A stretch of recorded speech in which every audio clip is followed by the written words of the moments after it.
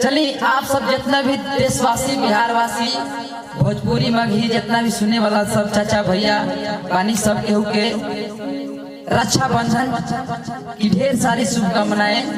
हमरा और टिंकू तूफान भैया के तरफ से। चलिए एगो गाना सुनी सब है भाई बहन के, कैसे एगो भाई बहन अपने में बतियावत या कहतिया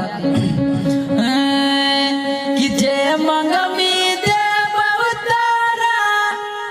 अजे बरगा हनवागे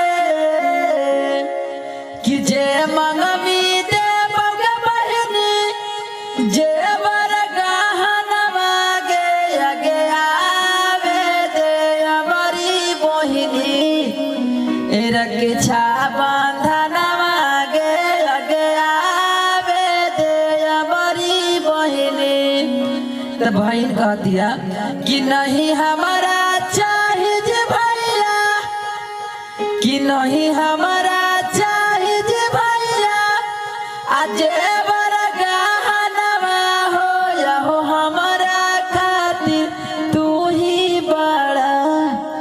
दुनिया जहानवा हो या हो हमारा खातिर तू ही भैया दुनिया जहानवा हो कि रखिया के लाज भैया सब